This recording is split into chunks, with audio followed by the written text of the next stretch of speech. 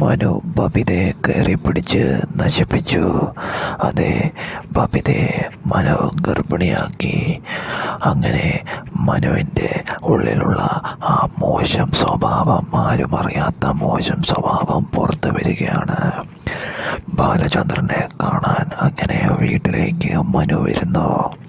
എന്നാൽ വീട്ടിൽ ബബിത ഒഴിച്ച് വേറെ ആരുമില്ലാത്ത സമയമായിരുന്നു അത്. മനു മനഃപൂർവ്വം ഇത് ചെയ്തതല്ല, പെട്ടെന്നുള്ള കാര്യത്തിൽ അങ്ങനെ പറ്റിപ്പോകുന്നതായിരുന്നു. ബാലചന്ദ്രൻ എന്ത് ചെയ്യുന്നു ബബിതയോട് മനു ചോദിക്കുമ്പോൾ ഇപ്പോഴിവിടില്ല, പുറത്തു പോയിരിക്കുകയാണെന്നും മറ്റുള്ളവരും പുറത്തു പോയിരിക്കുകയാണെന്നും പറയുന്നു.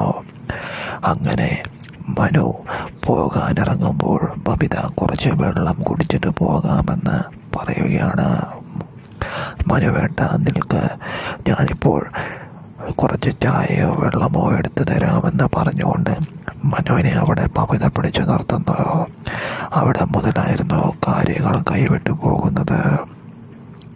അങ്ങനെ മനുവിന് മനസ്സിൽ മോഹം ഉദിക്കുകയാണ് ചെയ്യുന്നത്.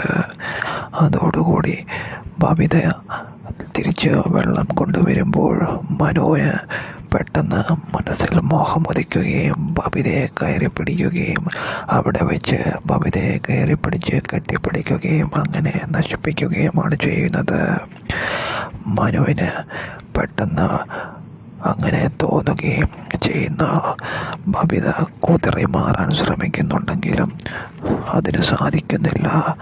മനുവിൻ്റെ ബലിഷ്ഠമായി പിടിക്കുകയാണ് ചെയ്യുന്നത്. മനുവേട്ട എന്താണ് ഈ കാണിക്കുന്നതെന്ന് ബബിത മനുവിനോട് ചോദിക്കുന്നുണ്ടെങ്കിലും അതൊന്നും മനു വകവയ്ക്കുന്നില്ല. നിന്നെ എനിക്കിഷ്ടമാണ്, നിന്നെ എനിക്ക് വിവാഹം കഴിക്കാൻ താല്പര്യമുണ്ട്. അലീനയോടുള്ള പ്രണയം വെറും കള്ളത്തരമാണ്. എനിക്ക് നിന്നെയാണ് ഇഷ്ടം. നിന്നോടുള്ള മോഹം മനസ്സിൽ കൊണ്ട് നടക്കാൻ തുടങ്ങിയിട്ട് ഒരുപാട് നാളായി എന്ന് മനു അവിടെ വെച്ച് ബബിതയോട് പറയുന്നു. ബബിത തള്ളി മാറ്റാൻ ശ്രമിക്കുന്നുണ്ടെങ്കിലും അതിനൊന്നും സാധിക്കുന്നില്ല. അങ്ങനെ മനുവിൻ്റെ കൈപ്പിടിയിൽ ഒതുങ്ങുകയാണ്. എന്തായാലും അധികം വൈകാതെ തന്നെ ഇത് സംഭവിക്കുകയാണ് ചെയ്യുന്നത്. ഈ സംഭവിച്ച കാര്യങ്ങൾ ബബിത ആരോടും പറയുന്നില്ല. പിന്നീട് അലീനയെ വിളിച്ച് ഈ കാര്യം പറയുകയാണ് ചെയ്യുന്നത്.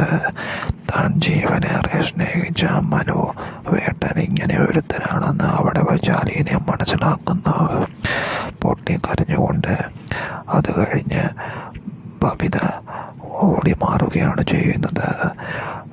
മനു ബബിതയെ പേടിപ്പിക്കുന്നുണ്ട്. ഇതാരോടും പറയരുത്, പറഞ്ഞാൽ നീ എൻ്റെ വേറൊരു